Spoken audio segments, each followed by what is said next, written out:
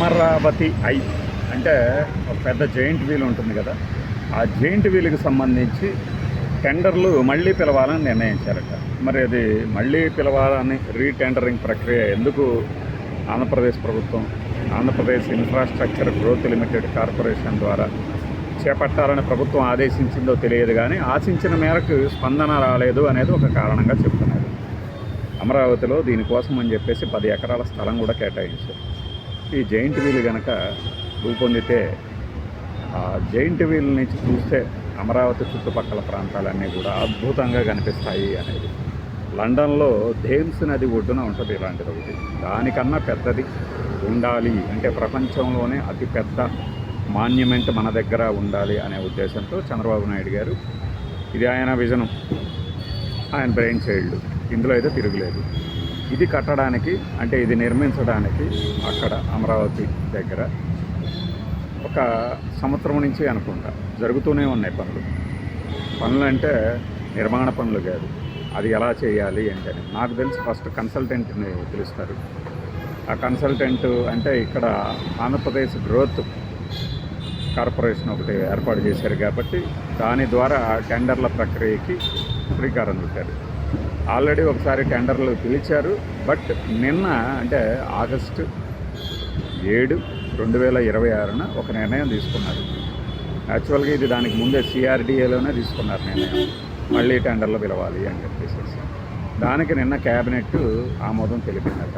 So ఇప్పుడు కొత్తగా మళ్ళీ ఆంధ్రప్రదేశ్లోని అమరావతిలో అంటే రాజధానిలో ఒక పెద్ద ఆకృతి అంటే మీరు ఐకానిక్ అనుకున్నా పర్వాలేదు, ఈ కన్ను లాంటిది.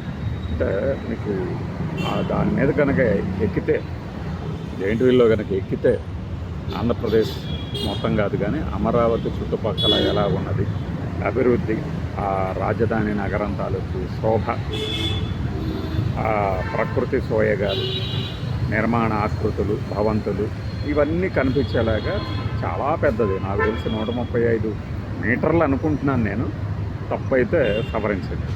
దానికన్నా పెద్దది కట్టాలి లండన్లో ఉన్నటువంటి జెయింట్ వీల్ కన్నా అనేది చంద్రబాబు నాయుడు గారి ఉద్దేశం, లక్ష్యం. మరి టెండర్లు రీటెండరింగ్ ఎందుకు జరిగిందనేది తెలియదు. బహుశా స్పందన తక్కువగా ఉందన్నారు. ఎవరు టెండర్లు వేయలేదా? 2-3 సంస్థలే వేశారు కాబట్టి అది వేసిన బిడ్లు అంటే ఈ ఖర్చుతో కడతాము అని వచ్చిన ఖర్చు వారికి సరిపోలేదు, లేదంటే ఆశించిన స్థాయిలో టెండరింగ్ జరగలేదు అనుకున్నారు. మళ్ళీ టెండర్లు పిలిచారు. ఒకవైపునేమో మనకి క్వాంటమ్ వ్యాలీలో శంకుస్థాపన చేశారు కదా మన మంత్రి గారు, కేంద్ర మంత్రివర్యులు వచ్చి శంకుస్థాపన చేసిన ప్రాంతంలో 2 ఐకానిక్ టవర్లు 1206 కోట్ల రూపాయలతో కట్టడానికి ఐకానిక్ టవర్లు అనుమతి ఇచ్చారు.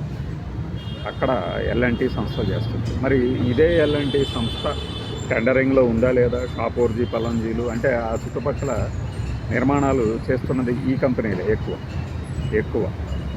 సో ఈ సంస్థలు ఈ టెండరింగ్లో వచ్చినా కూడా అనుకున్నంతగా అంటే రాష్ట్ర ప్రభుత్వం అంచనా వేసినంతగా తక్కువ రేట్లో ఏదైనా వేయలేదా?